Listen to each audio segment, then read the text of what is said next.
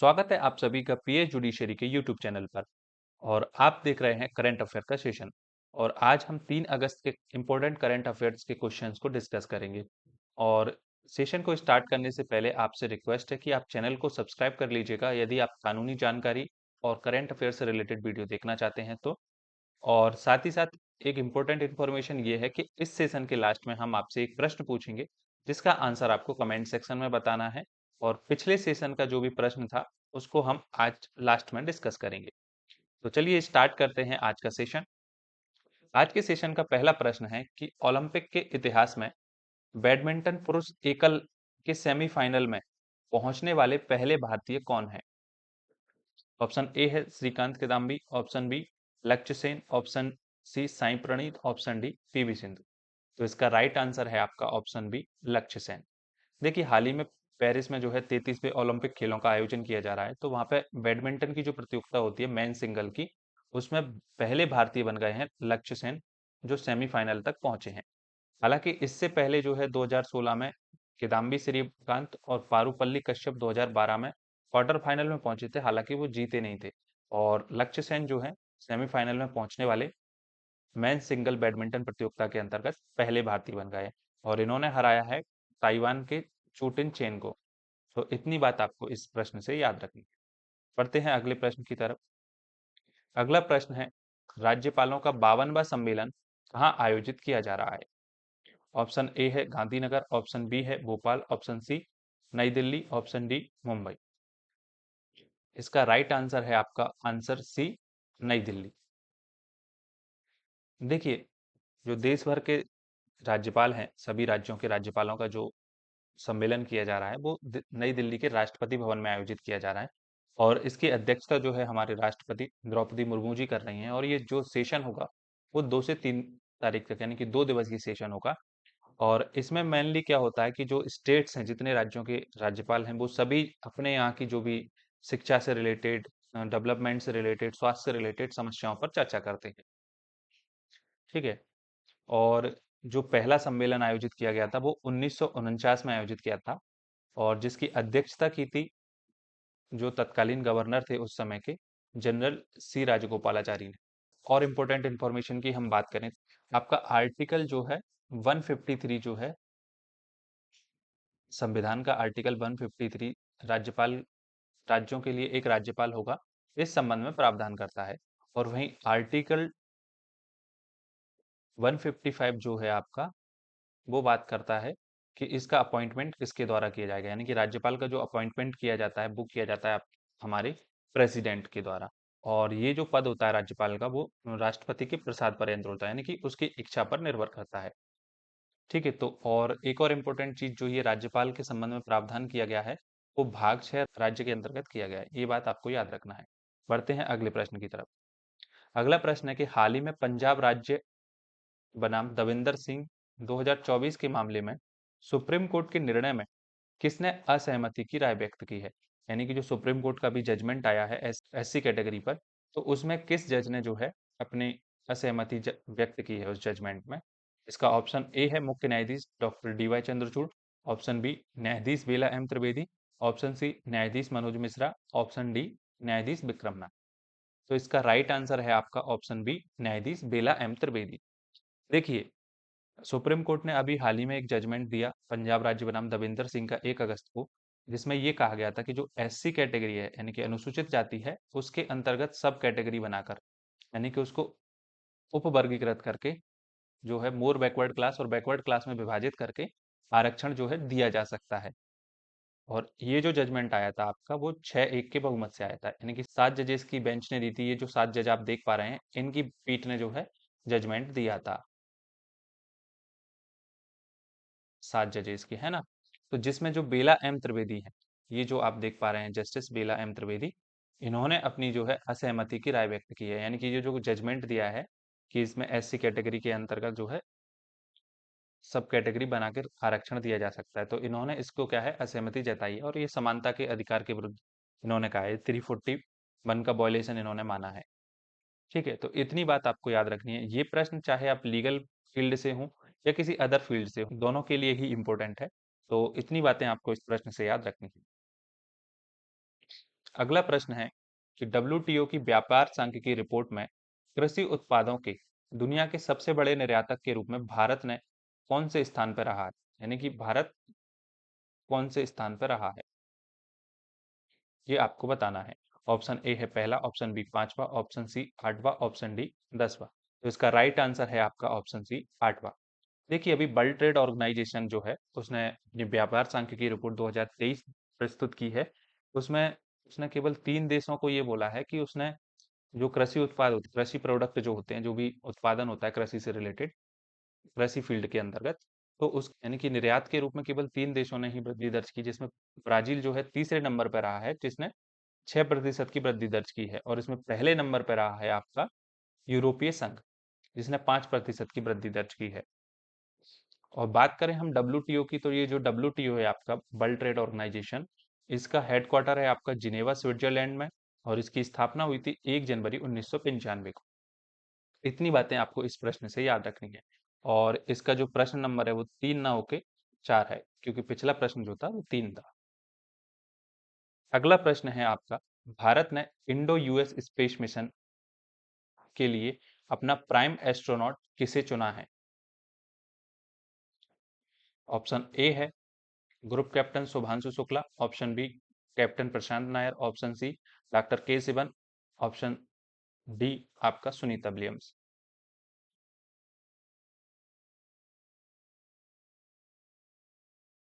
इसका right answer है group captain Shubhanshu Shukla.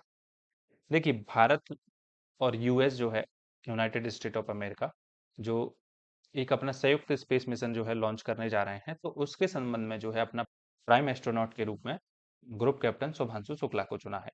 और वहीं एक बैकअप के रूप में भी एक व्यक्ति को रखा जाता है, तो वो चुना गया है कैप्टन प्रशांत नायर को। ये दोनों ही जो है एयरफोर्स के अंतर्गत फाइटर प्लेन के जो है कैप्टन रहे हैं। ठीक है, हम बात करें इसरो की, इसके नाम की बात करें तो इसका पूरा नाम होता है आपका इंडियन स्पेस रिसर्च ऑर्गेनाइजेशन। ठीक है, यानी कि भारतीय अंतरिक्ष अनुसंधान संगठन, अंतरिक्ष अनुसंधान संगठन इसका पूरा नाम होता है।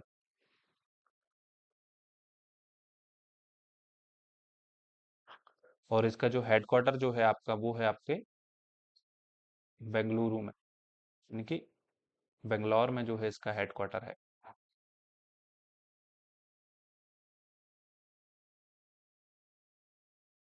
बेंगलोर में इसका क्या है, हेडक्वार्टर है। और इसकी स्थापना हुई थी आपके, वो हुई थी 15 अगस्त 1969 को। तो इतनी बातें आपको इस प्रश्न से याद रखना है। बढ़ते हैं अगले प्रश्न की तरफ। अगला प्रश्न है कि भारतीय हॉकी टीम ने ओलंपिक के इतिहास में 52 साल बाद किस टीम को हराया है? ऑप्शन ए है Pakistan, option B Belgium, option C Netherlands, option D Australia. तो इसका राइट आंसर है आपका ऑप्शन डी ऑस्ट्रेलिया।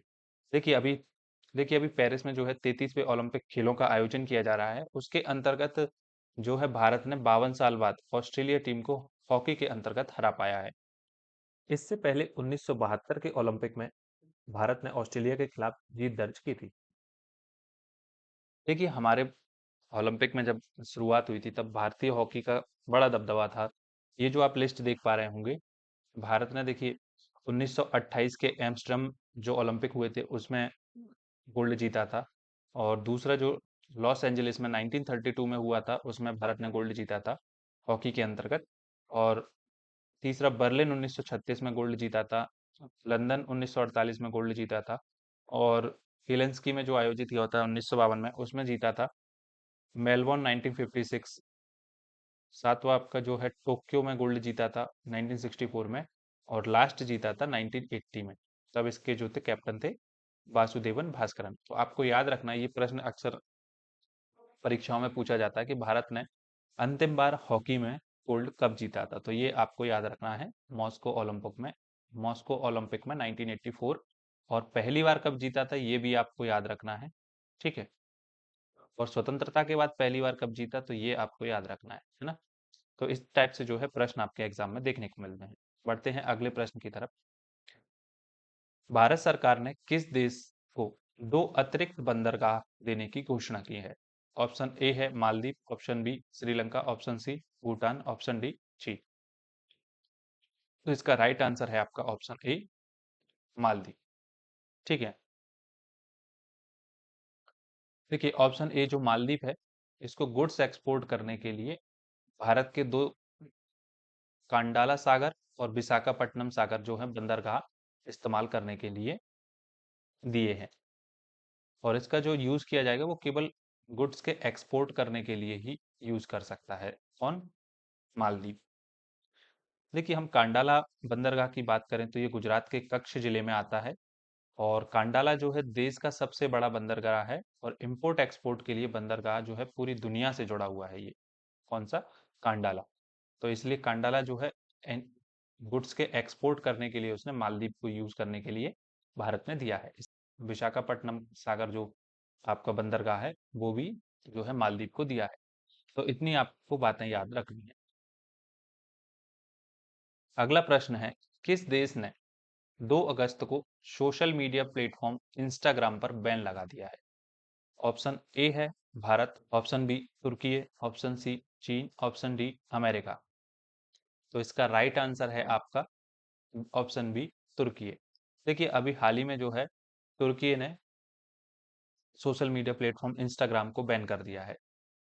और उसका ये, हालांकि उसने रीजन इसका नहीं बताया, लेकिन हमास का जो प्रमुख इस्माइल हनिया था उसकी मौत के जो शोक संदेश थे उनको ब्लॉक करने के कारण जो है इंस्टाग्राम पर अस्थायी प्रतिबंध लगाया है।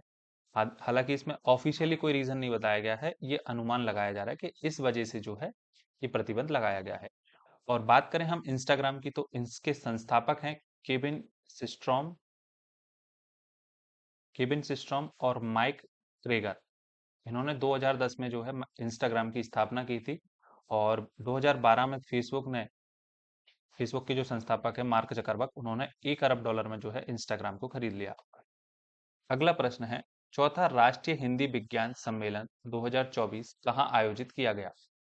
ऑप्शन ए है Gandhinagar, option B Bhopal, option C New Delhi, option D Mumbai. इसका राइट आंसर है आपका ऑप्शन बी भोपाल। देखिए अभी जो राष्ट्रीय हिंदी विज्ञान सम्मेलन आयोजित किया गया था वो आपके भोपाल में आयोजित किया गया था। और ये जो था इसका 4th संस्करण था, 30 से 31 जुलाई 2024 को आयोजित किया गया था। इसके अंतर्गत क्या है,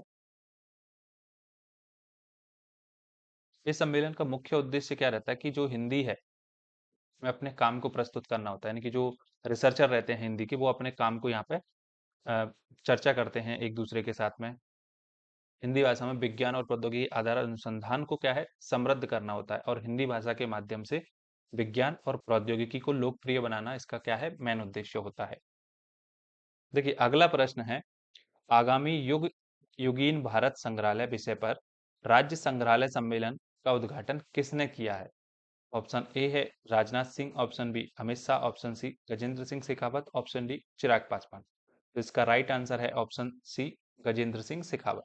केंद्रीय संस्कृति व पर्यटन मंत्री जो गजेंद्र सिंह शेखावत हैं, उन्हों- उन्होंने 1 से 3 अगस्त 2024 तक नई दिल्ली में 3 दिवसीय आगामी युग युगीन भारत संग्रहालय पर राज्य संग्रहालय सम्मेलन का उद्घाटन किया है। तो ये आपको याद रखना है, और ये जो है भारत मंडपम के अंतर्गत आयोजित आयोजित किया जा रहा है। अगला प्रश्न है, तो ये प्रश्न जो है आपके लिए है, एक ओलंपिक में निशानेबाजी स्पर्धा में दो पदक जीतने वाली, यहाँ पे छूट गया है, दो दो पदक जीतने वाली पहली भारतीय महिला निशानेबाज कौन बनी है? तो ये आपको बताना है कि एक ओलंपिक में 2 पदक जीतने वाली पहली भारतीय महिला निशानेबाज कौन बनी है, ये आपको बताना है। ऑप्शन ए है आपका मनु भाकर, ऑप्शन बी है Neeraj Chopra, option C PV Sindhu, option D Sakshi Malik. तो इसका आंसर जो है आपको कमेंट सेक्शन के अंतर्गत बताना है। ठीक है, और जो कल के सेशन में हमने प्रश्न पूछा था उसके आंसर की हम बात करते हैं। तो देखिए हाल ही में यूपीएससी के नए अध्यक्ष के रूप में किसे नियुक्त किया गया है? तो इसका राइट आंसर है प्रीति सूदन। इन्हें जो है इन्हें जो है यूपीएससी यानी कि यूनियन पब्लिक सर्विस कमीशन ने अपने नए अध्यक्ष चुना है प्रीति सूदन को। यूपीएससी की अध्यक्ष बनने वाली ये दूसरी महिला अध्यक्ष है। ठीक है, इतनी बात आपको इस प्रश्न से याद रखना है। और आपका कोई भी डाउट है इस पूरे सेशन से रिलेटेड तो आप कमेंट सेक्शन में पूछ सकते हैं।